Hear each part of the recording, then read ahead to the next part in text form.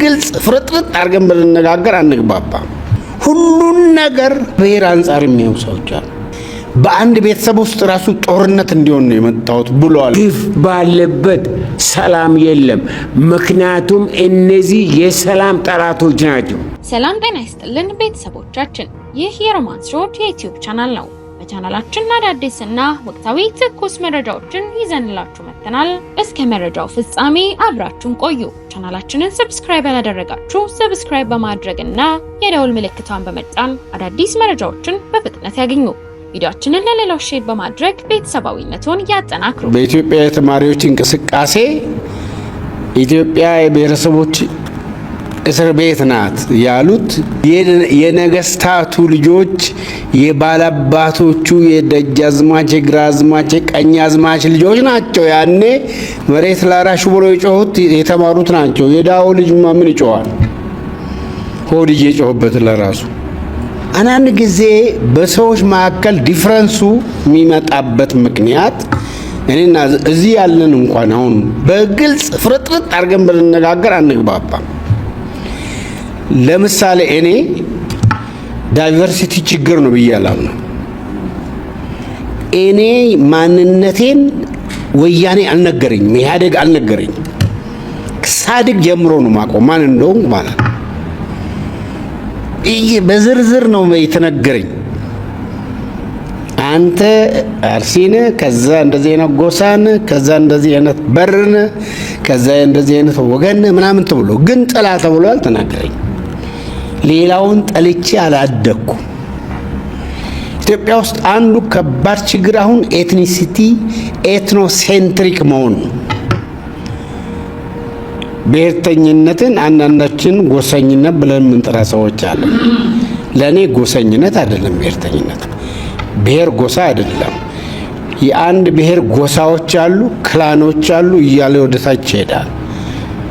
ለምንድን ነው በግልጽ የምናገረው? ጴንጤ መካከል ራሱ ችግር አለ ብዬ እንደ ኦሪንቴሽናችን ነው፣ እንዳደግንበት ኦሪንቴሽን ነው።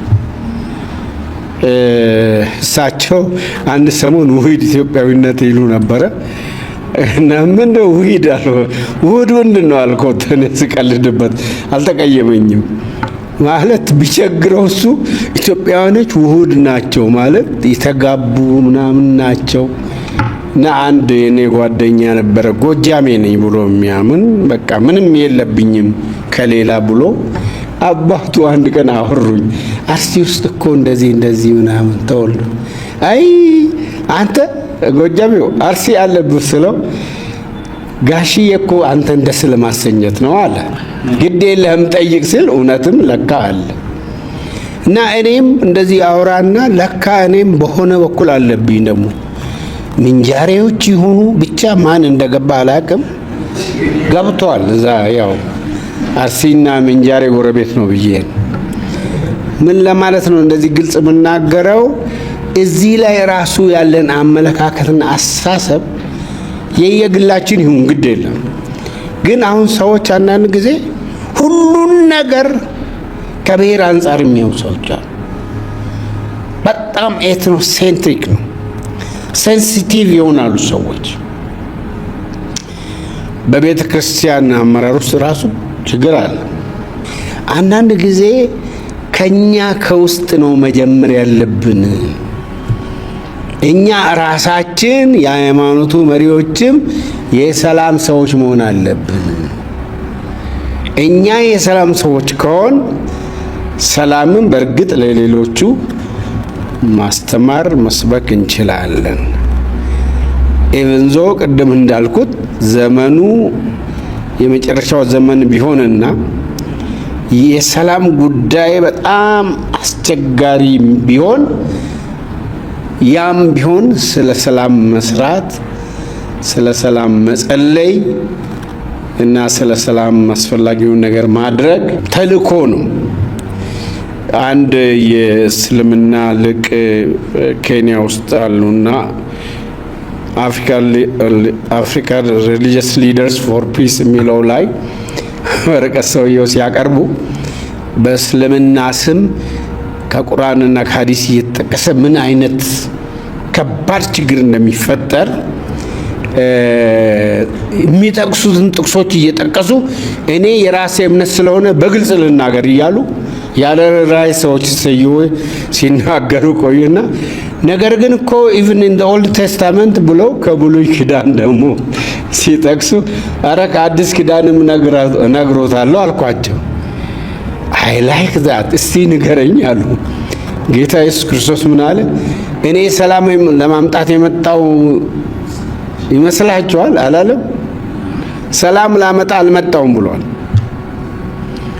ግን ይሄንን ያለ አውድ አሁን አንድ ሰው ቢወስድ ሰላም ላመጣ አልመጣውም ያለው የሰላም አለቃ ራሱ እኔ ሰላም ላመጣ አልመጣውም፣ በአንድ ቤተሰብ ውስጥ ራሱ ጦርነት እንዲሆን ነው የመጣሁት ብሏል ብዬ ሰላም የሚባል አያስፈልግም፣ ሰላም መኖር የለበትም የሚል ፓርቲ ወይም አንድ የሃይማኖት ድርጅት ዘንድሮ ቀላል ነው ባቋቁ ጥቅስ የለኝም ጥቅስ ከመጽሐፍ ቅዱስ ጥቅስ አለኝ ማለት ነው። ግን የእግዚአብሔር ቃል የእግዚአብሔር ሙሉ ሐሳብ እግዚአብሔር ቃል ውስጥ ከብሉይ ኪዳን እስከ አዲስ ኪዳን የምናገኘው ነገር በመጀመሪያ ከእግዚአብሔር ጋር እርቅ ሲኖር፣ ከእሱ ጋር ሰላም ሲኖር፣ በውስጥ ሰላም ሲኖር፣ ቢቻላችሁ ከሰዎች ሁሉ ጋራ በሰላም ኑሩ የሚለው ይኖራል። ከሰው አጥበን ወደ ራሳችን ደግሞ ብንመጣ ከጸጋ ስጦታ፣ ከባህሪ፣ ከካልቸር ከመጣንበት ትራዲሽን የቤተ ክርስቲያን ትራዲሽን ሊሆን ይችላል የተነሳ በቀላሉ ሰዎች አብሮ የተሳለጡ ሊሆኑ አይችሉም። ግን ይሄ ማለት ሰላም በመካከላቸው አይኖርም ማለት አይደለም። ሰላም በመካከላችን መኖር አለበት፣ ሊኖርም ይገባል። እንደ እግዚአብሔር ሰዎች በመጀመሪያ ደረጃ በውስጣችን የምንጠላው ሰብአዊ ፍጡር መኖር የለበትም። ክፉ የምንመኝለት ሰው መኖር የለበትም። እንደ እግዚአብሔር ሰዎች ለሰዎች የምንጸልይ ሰዎች መሆን አለብን። እንደ እግዚአብሔር ሰዎች ደግሞ ስለ ሰላምም እንድንጸልይ የእግዚአብሔር ቃል ስለሚነግረን ስለ ሰላም መጸለይም ስለ ሰላም መስራትም ያስፈልገናል። እኛ በኢትዮጵያ ወንጌላውያን ክርስቲያናት ኅብረት ቀደም ብለን በባለሙያም ሰርቬይ ነገር ቤዝ ላይን ሰርቬይ አድርገን በኦሮሚያና በደቡብ በተለይ ያኔ ጌዴኦና ጉጂ መካከል ግጭት ነበር። ወደ ሚዛን አካባቢ ግጭት ነበር። ያኔ ሆሮ ጉድሩም አካባቢ ያው ይለዋወጣል፣ የግጭት ቦታ በጣም ይለዋወጣል። ሰላም ግንባታ ላይ ቀድሞ ሰላም እንዳይደፍርስ በመስራት ላይ ብዙ ጥረቶች ስናደርግ ቆይተናል። በእኛ ሀገር እንደምታውቁት እንግዲህ የመንግስታት ለውጥ በመጡ ቁጥር እያንዳንዱ መንግስት የራሱ ፍልስፍና አለው። አሁን እንደ ወንጌላውያን ቁጥራችን ብዙ እንደመሆኑ መጠን በእኛው ስም የሚጠሩ ሰዎች በፖለቲካ ውስጥም እንደመኖራቸው መጠን እንግዲህ አምላክ ለራሱ አደላ እንደሚባለው እንዳይሆንብን እኛም እያንዳንዳችን ራሳችን ከግል ህይወት ጀምረን ከቤተሰብ በቤተ እምነት በህብረቶች ጀምረን ለሰላም የመስራት ጉዳይ የግድ አስፈላጊ ይሆናል። መጀመሪያ በእኛው መካከል ለሰላም እንቅፋት የሚሆን ነገር ካለም ደግሞ እሱ ምንድን ነው ብሎ ነቅሶ ማውጣትም ሊያስፈልግ ይችላል። ፖለቲከኞች እንግዲህ የሚመቻቸውን ነው የሚጠቀሙት። በነገራችን ላይ በኢትዮጵያ በአሁኑ ቋንቋ የሀገረ መንግስት ግንባታ ቀድሞ በነበሩት ነገስታት የሚታሰበው የኢትዮጵያን ሕዝብ አንድ የሚያደርገው 3 ነገር ነው። አርሚ የግድ ነው ሁል ጊዜ፣ ሃይማኖት ያው ማን እንደነበር ታውቃላችሁ። ከዛ በኋላ ቋንቋ፣ አንድ ቋንቋ ሰው ሁሉ ይናገራል። አሁን ደግሞ ተለወጠ እሱ። አሁን ደግሞ ሌላ ሰውን አንድ ለማድረግ እንዴት ይሻላል? ልዩ ልዩነቱን እንቀበልና ልዩ ልዩነትን ከመጠን በላይ በማጉላት አንድነት እንዲሳሳ ማድረግ አንዱ ፈተና ነው ለኢትዮጵያኖች። አንድነትን ከመጠን በላይ በማውራት ዩኒፎርሚቲን ዲማንድ ማድረግ ሌላ ችግር ነው። ስለዚህ መሃሉ የትኛው ነው ብሎ ማሰብና ለሰላም መስራትም ለሰላም መጸለይም እና መስራትም የግድ አስፈላጊ ነው። እንግዲህ አንዳንድ ጊዜ ችግሩ ምንድን ነው? አንዳንድ ሰው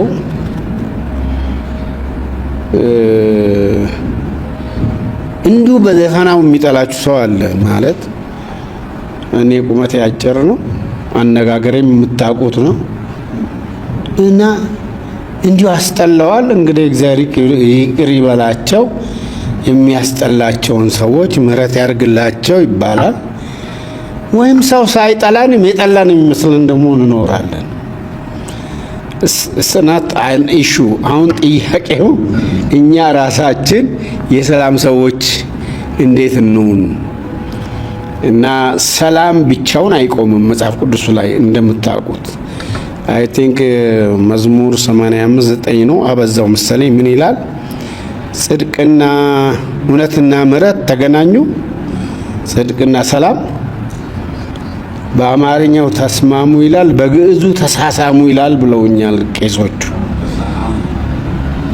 አንተ ቄስ አይደለም፣ ጳጳሳቱ የነገሩኝ ተሳሳሙ፣ ኪስ ዲች አዘር በእንግሊዝኛም ይላል። በነገራችን ላይ እውነትና ምሕረት ተገናኙ፣ ትሩዝ ኤንድ ሜርሲ ሜድ ራይቸስነስ ኤንድ ፒስ ኪስ ኢች አዘር ይላል።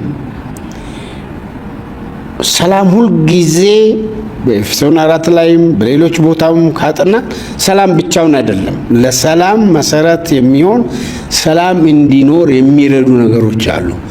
ፍትህ በሌለበት፣ እውነት በሌለበት፣ ጽድቅ በሌለበት ሰላም ምኞት ብቻው ነው ይቀራል። ሰላም ሁል ጊዜ ይሄ ምድራዊ አንጻራዊ ሰላም ሚውቹዋሊቲ ባለበት ነው የሚኖረው እንጂ አንድ ሰው ሰልፊሽ ሆኖ ሁሉን የራሱ ካረገ እንዴት ሰላም ይኖራል? በእጅ ያለውን ሲነጥቀኝ ዝም ብለዋለሁ እንዴ? ነኝ አትወስድም? ወስዳለሁ። አትወስድም? ጉልበት ኖሮ ዛሬ ቢወስድስ እኔ ነገ ያስመልሳለሁ ማለት ነው። አንድ ሰው አይለወጥም። አይተዋችሁም? አንዳንድ ሰው ነፍሱ አይላቀቃችሁ። እሱ ባይለቃችሁም እናንተ ልቀቁት፣ ሰላም ይሆናል። እንግዲህ ይቅርታ ሌላም መጣብኝ፣ እያሳሰበኝ ነው። በመንፈስ እየተመራው ስለሆነ ሃሌሉያ። እዚህ ወደ መንዝ አካባቢ ሁለት ሰዎች ተያይዘው ይደባደባሉ። ትልቅ ወንዝ አለ ታውቃላችሁ፣ ጃማ መሰል። ሲጓተቱ የሚገላግል የለም። ሰው ዝም ብሎ ያያል። ሲጓተቱ ሲደባደቡ ወንዝ ጋር ደረሱ፣ ገደል ጋር ሲጓተቱ። ከዛ በኋላ ምን ይሆናል? ከአንደኛው ስር ድንጋይ ሲፈናቀል ባላንስ የለም። ሁለቱም ተያይዘው፣ ይሄ እኮ በዜና የተነገረ፣ ሁለቱም ሞቱ። እኔ ብዙ ጊዜ ላለው ተላቀቁ። አንዳንድ ሰዎች አይላቀቁ። እንድንላቀቅም እንድናላቅቅም እግዚአብሔር ይርዳል። አሜን። ቄስ ዶክተር ቶለሳ ጉዲና በመካከላችን አሉ። ወደ መድረክ ጋብዙልኝ። እንደምን ከረማችሁ? እግዚአብሔር ይመስገን። እግዚአብሔርን እጅግ አድርገን እናመሰግናለን ስለ ዛሬው ቀን። እግዚአብሔር ይባርካችሁ። በጣም በጣም ግሩም እንቅስቃሴ ነው። ዛሬ በምድር ላይ እንደ ሰላም የሚፈለግና የሚወደድ ኮሞዲቲ የለም። እንዲሁም እንደ ሰላም ማግኛ መንገድ እጅግ ቀላል የሆነ የለም። በእኔ አመለካከትና በእኔ እምነት ሰላምን ለማግኘት በደልን ማስወገድ ብቻ ነው፣ ሌላ ነገር አይደለም። በደልን ማስወገድ ችግራችን በደልን የማስወገድ ችግር ነው እንጂ የሰላም ጉዳይ አይደለም። ምክንያቱም ችግርን ካስወገን ሰላም እናገኛለን ማለት ነው። ሰላምን ለማግኘት በደልን ማስወገድ ብቻ ነው። በደል የሰላም ጠንቅ ነው። በደል የግለሰብ፣ የህብረተሰብ፣ የአገር ጠንቅ ነው። በደል ባለበት ሰላም የለም። ኃጢአት ባለበት ሰላም የለም። ክፋት ባለበት፣ ውሸት ባለበት፣ ማስመሰል ባለበት፣ ግብዝነት ባለበት፣ ግፍ ባለበት ሰላም የለም። ምክንያቱም እነዚህ የሰላም ጠላቶች ናቸው። ለዚህ ሁሉ መፍትሄው በሙሉ ልብ ወደ እግዚአብሔር መምጣት ነው። ንስሐ መግባት ነው። ይህ ያላስፈላጊነቱ ከእርስ በርስ ጋር በጥላቻ፣ በጎሰኝነት፣ በጦርነት፣ በከንቱ የሚማቅቅ ህዝባችን በእውነት ለመፈወስና በሰላም ለመኖር የሚያስፈልገው አንድ ነገር ብቻ ነው። ያም ንስሐ መግባት። የግል የሆነ የአገር፣ የውስጥ የሆነ የውጭ ሰላም በመንግስት አዋጅ፣ በአመራር ዲፕሎማሲ ብቻ የሚቻል አይደለም። ሰላም ንጹህ ነው። ሰላም ቅዱስ ነው። ሰላም ህይወት ነው። ሰላም ስልጣን ነው። ሰላም ድል ነው። ሰላም ነፃነት ነው። ያለ ሰላም ሰው በነፃነት ሊኖር አይችልም። ሰላም ያለው ሰው ሁልጊዜ ነፃ ሰው ነው። ነፃ ይወጣ። ጌታ ንስሐ ግቡ አለ። ንስሐ መግባት ደግሞ የእኛ ፈንታ ነው። ነቢዩ ኢሳይያስ በንስሐ መንገድን ጥረጉ አለ።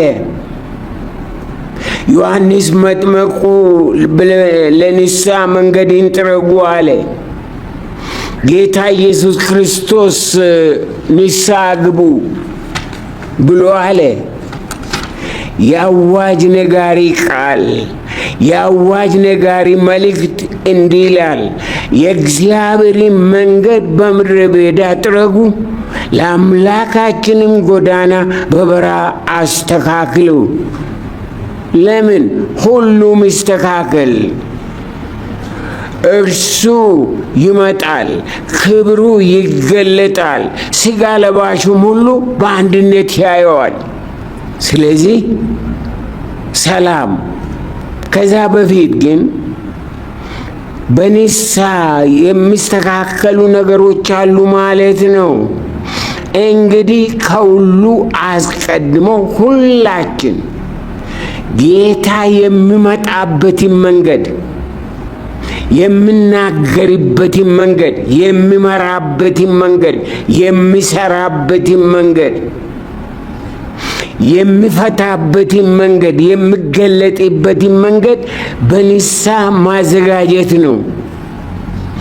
እግዚአብሔር ጌታ ኢየሱስ ሳይገለጥ ሰላም አይገለጥም። ምን ማለት ነው? ፊታችን መጥቶ ይሄዳል ማለት ሳይሆን በእያንዳንዳችን ሕይወት ምንም አይነት ግራ ወደ ቀኝ በማሰኝ ሁኔታ ኢየሱስ ክርስቶስ መንገስ አለበት። ኢየሱስ ክርስቶስ በሕይወታችን፣ ኢየሱስ ክርስቶስ በመድረካችን፣ ኢየሱስ ክርስቶስ በአገልግሎታችን፣ በትዳራችን፣ በኑሯችን፣ በቋንቋችን መንገስ አለበት። መንገዱን አዘጋጁ። አንድ ቦታ ለመሄድ መንገድ ይዘን ነው የምንሄደው። ከዛም ስንመለስ መንገድ ይዘን ነው የምንሄደው። መንገድ የሌለበት ቦታ ግራ መጋባት ነው። ስለዚህ ነቢዩ ኢሳይያስ ምን አለ? መንገድን አዘጋጁ አለ። በበረሃ መንገድ ለኢትዮጵያ ሕዝብ አሁን የሚያስፈልገው መንገድን ማዘጋጀት ነው። ቤተ ክርስቲያን ስራዋ መንገድን ማዘጋጀት ነው ስራዋ።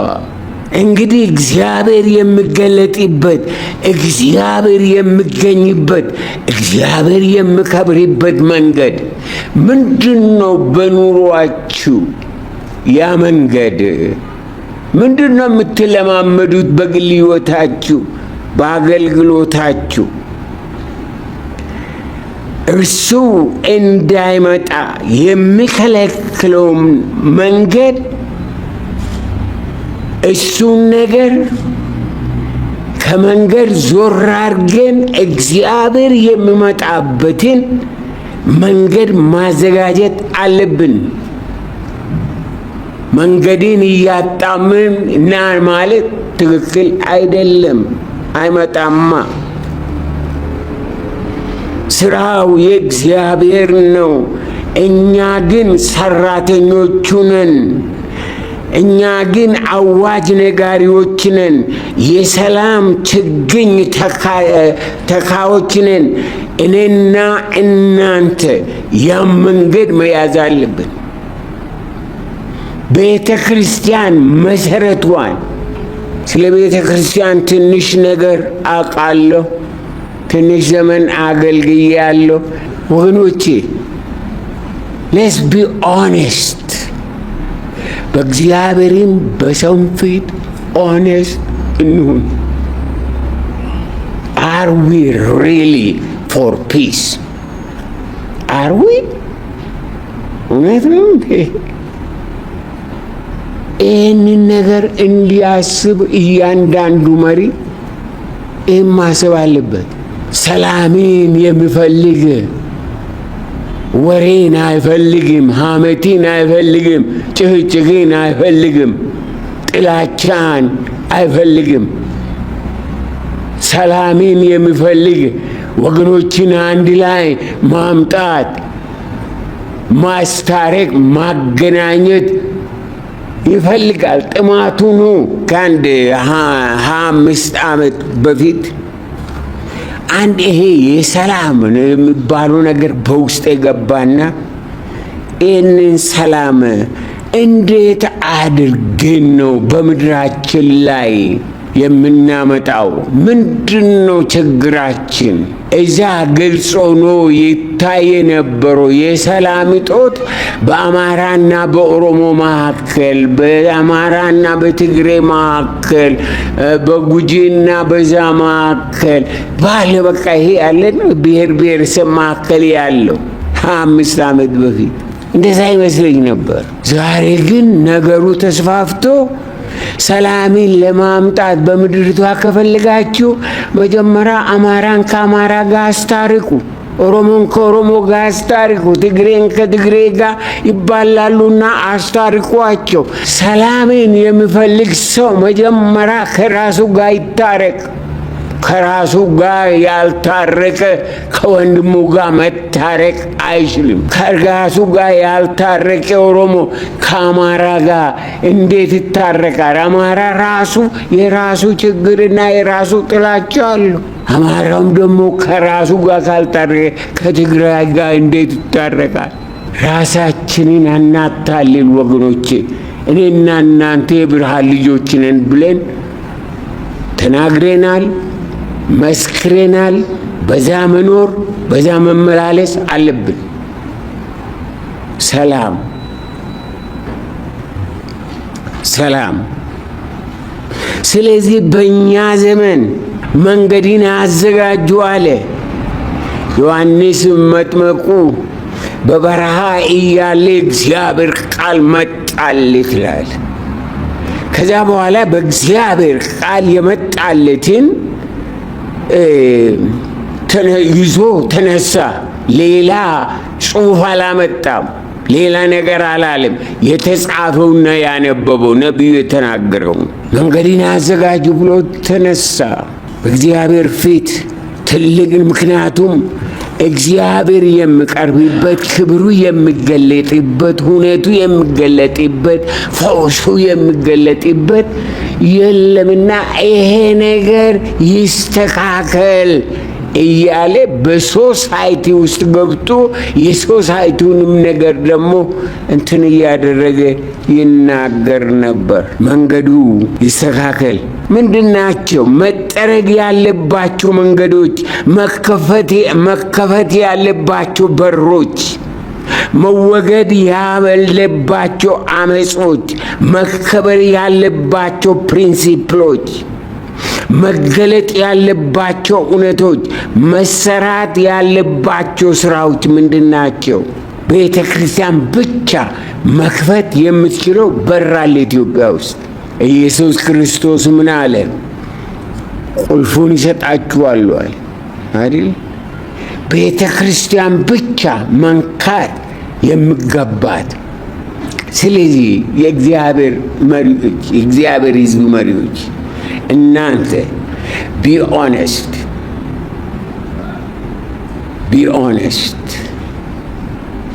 ከኛ ነው የሚጀምረው። ከኛ ነው የሚጀምረው። ስራውን ከኛ ነው። መንገዱም ማስተካከሉም፣ ህዝቡንም መጥራት፣ ህዝቡንም ማስተቃቀፍ፣ ህዝቡንም ማገናኘት የሚጀምረው ከኛ ነው። ምንድነው የእርቅ መንገድ? ምንድነው የሰላም መንገድ? የፈውስ መንገድ? የብልጽግና መንገድ? የአንድነት መንገድ? የመያያዝ መንገድ? ምንድነው መንገዱ? ኢየሱስ ክርስቶስ መጣና እኔ መንገድ፣ እውነት፣ ሕይወትም ነኝ። ኢየሱስ መንገድ ነው። አለቀ። ዲፕሎማሲ የራሱ ሚና አለው። በጣም ጥሩ ነው። ዲፕሎማሲ ግን መንገድ አይደለም። ብቻውን መንገድ ሊሆን አይችልም። ፖለቲካ ሳይንስ ነው። ተቀባይነቱን አላረጋገጠ በስተቀር አይቀበልም። ሳይንስ ኢዝ ፋክት። ፖለቲካ ፋክት መሆን አለበት። ስለዚህ እኔና እናንተ ቁልፍ ተሰጥቶናል። መክፈት ያለብን መንገድ በምንድን ነው? በምን አቅማችን? በምን ጉልበታችን? በምን እውቀታችን? አንደኛ በጸሎት፣ ሁለተኛ ንስሐ ያስፈልገናል። በየቦታው በየሁኔታው የእግዚአብሔር ሰዎች ንስሐ ያስፈልገናል። ስለ አንደበታችን ንስሐ ያስፈልገናል። ስለምናስበው ንስሐ ያስፈልገናል። በሶስተኛ ደረጃ በመሰዋት ነው። እውነተኛ ፍቅርን፣ እውነተኛ ሰላምን ለማምጣት ለሌላው ለመኖር መሰዋት አለብን። በአራተኛ ደረጃ ይህንን ነገር በእውነት እንደ እግዚአብሔር ቃል ወደ ፍጻሜ ለማድረስ መሰጠት አለብን። ያልተሰጠ ሰው የትም ሊደርስ አይችልም። በአምስተኛ ደረጃ መስጠት አለብን። ሁለመናችንን ያለንን ሁሉ ለዚህ ዓላማ መስጠት መሰዋት አለብን። የእስራኤል አምላክ እግዚአብሔር ይባርከን። በምድራችን ብዙ እንትኖች አሉ። ብዙ ስራ የሚያስፈልጉ ነገሮች አሉ። በቅርብ ጊዜ አንድ ቅን ኢትዮጵያ የሚባል እንቅስቃሴ ጀምረን እየሰራንበት ነው። ባለፈው ዓመት ተማሪዎችን ከየክፍለ አገሩ ከ9ኛ ክፍል አንደኛ የወጡትን ከነ አስተማሪዎቻቸውና ከነ ወላጆቻቸው እዚህ አዲስ አበባ ዩኒቨርሲቲ አምጥተን ለአንድ 4 ቀን እዛ አስተኝተናቸው ጠዋት ሌክቸር ይሰጣቸው ነበረ። ዶክተር ገለታም አንዱ ሌክቸረር ነበረ። ተማሪ ለሀገር ሰላም፣ ተማሪ ለሀገር እድገት፣ ተማሪ ለሀገር አንድነት በሚል በተለያዩ እንትኖች እና ምን ለማለት ፈልገን ነው? የአስተሳሰብ ቅንነት የሌለው ሰው በሽተኛ ነው። ከሕፃንነታቸው ከልጅነታቸው ጀምሮ ይህንን ቅንነትን ሰው እንደ ሰው መቀበል ሰው እንደ የከበረ መሆኑን እንዲያውቁ እና ከኪንደርጋርተን ጀምረን እስከ ዩኒቨርሲቲ ድረስ ይህንን ብናደርግ ትልቅ ኮንትሪቢዩሽን እናደርጋለን በሚል የተጀመረ አስተሳሰብ ነው።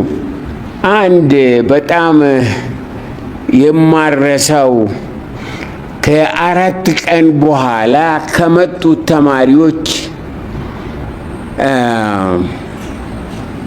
ምስክርነታቸውን እንዲሰጡ